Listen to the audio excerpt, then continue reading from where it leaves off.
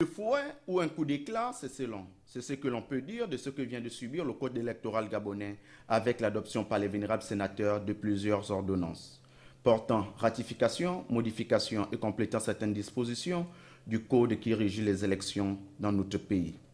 Réunis en séance plénière, les élus locaux viennent d'approuver les modifications du code électoral gabonais. Il s'agit respectivement des projets d'ordonnance numéro 1, 2,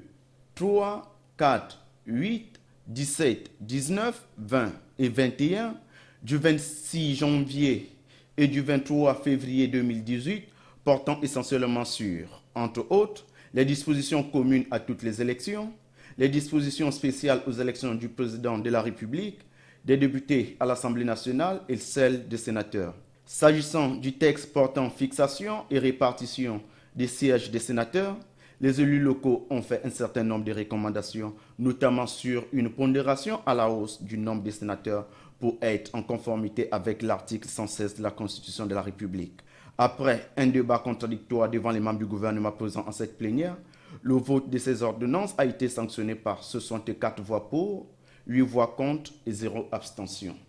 L'adoption de ces textes présentés par la Commission des lois et des affaires administratives chargée des droits de l'homme va permettre au gouvernement d'envisager avec sérénité le processus électoral. Cette plénière, dirigée par le président du Sénat, Dr Lucie Milebo Bisson Ippoz Mboussou, a aussi adopté le projet de loi portant ratification de l'ordonnance portant modification et complétant certaines dispositions de la loi portant Code de la communication en République gabonaise. Au terme de cette plénière, les élus locaux ont adopté deux aspects importants des élections et de la